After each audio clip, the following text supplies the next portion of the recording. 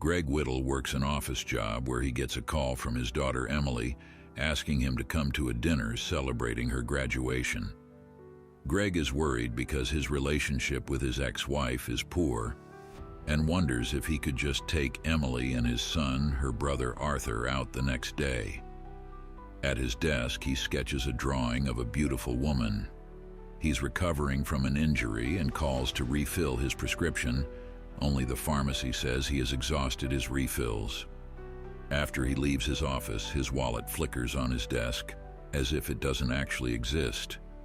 He gets called to his boss, Bjorn's office, where he gets fired. He barely reacts, but then suddenly shoves Bjorn, who falls backward and cracks his head on his desk and dies. Panicking, Greg hides the body behind the window curtain and leaves the office. He goes to a nearby bar where Isabel Clemens watches him carefully. She reaches her arm out and nothing happens to Greg. She tells him he's real since he wasn't affected by her powers. She demonstrates with a wave of her arm that she can move objects with a wave of her hand. Isabel knows about the murder and tells Greg she will get him out of the situation since she feels responsible for the situation since she created the world to begin with. She says in exchange she needs Greg to get an amulet necklace back from her ex-boyfriend since he's also real and her powers don't work on him. She says the necklace contains a special yellow crystal that can manipulate the fake world. The ex is passed out, so he easily retrieves the necklace and brings it to her.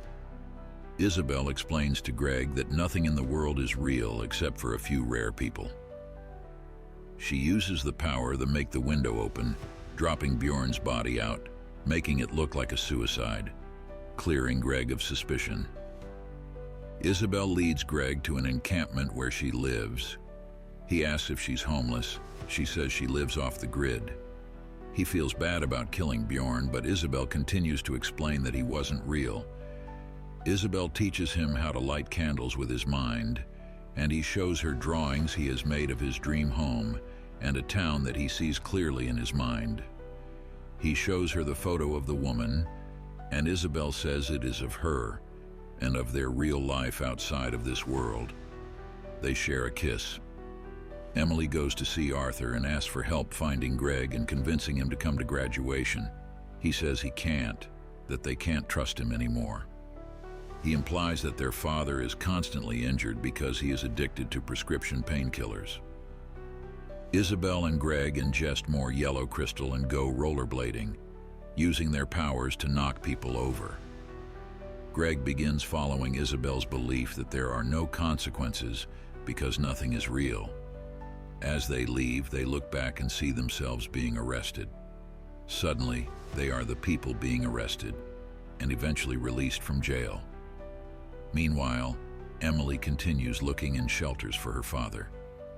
Isabel tells Greg to go ahead without her into a restaurant, and then he sees her get into a car as a prostitute and leave. Arthur witnesses his father looking homeless and unable to buy food because he has no money. Isabel finds Greg and leads him to a building. She goes in to find a man making the yellow crystals. While he's waiting outside, Emily finds Greg on the street and begs him to come with her, but he says he needs to wait for Isabel. He says he's excited about her graduation, and she tells him it was 2 weeks ago. She writes her phone number on a graduation picture and leaves it with him. Isabel comes outside, and she and Greg are harassed by a threatening man. Greg consumes multiple crystals, more than Isabel said to, and crushes the man's van with his telekinetic powers. Then he throws up. Later, he calls Emily, but only gets her voicemail. When he returns to the encampment, Isabel freaks out that she didn't know where he was. She is furious that he tried to see his daughter and is devastated that he is buying into the illusion of the fake world. She feels like he's going to drag her down with him. He says maybe they should stop spending time together, and she slaps him. She says they're soulmates, and he says that her scenario of only her knowing who's real has forced him to depend on her, and he doesn't believe in her. He wants proof this is all real. She acquiesces and pulls out some rare blue crystals, which she says will eject them from the simulation. Though frightened, Greg takes the crystals. He wakes up in a scientific facility where Isabel too wakes up. They are referred to as doctors, and Isabel tells another scientist that Greg became attached in the simulation again. They exit the facility and see a beautiful world. Some people appear holographic, which Isabel says is all the rage. She tells Greg his memory loss will wear off. Greg sees the world looks exactly like his drawings, including their home. Greg's memory hasn't returned, which Isabel worries could be because they exited so abruptly.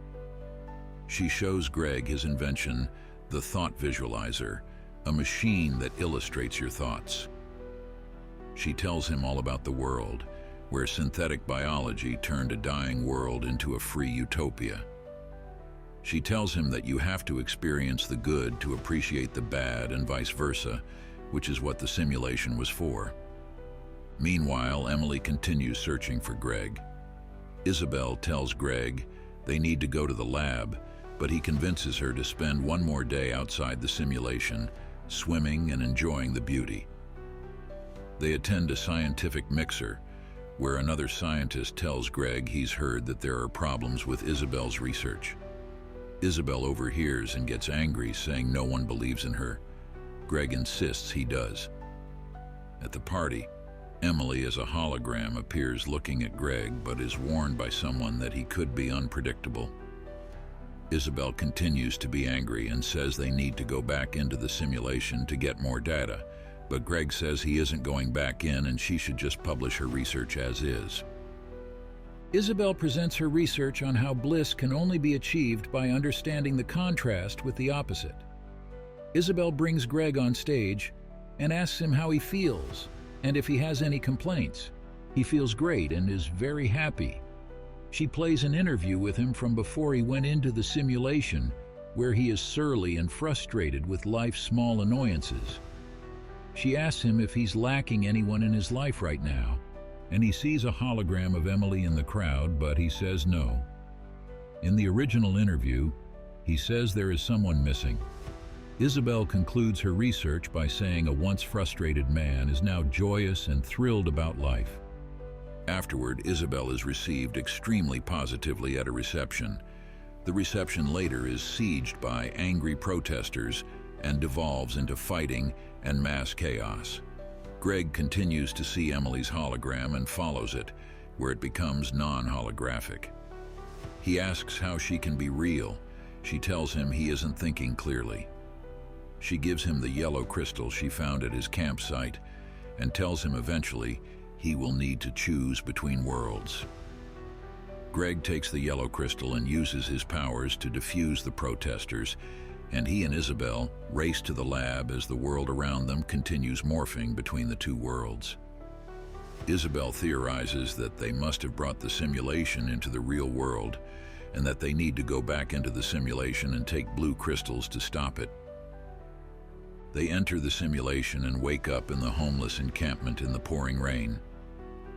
They begin looking for the blue crystals, and Greg sees Bjorn alive and begins freaking out.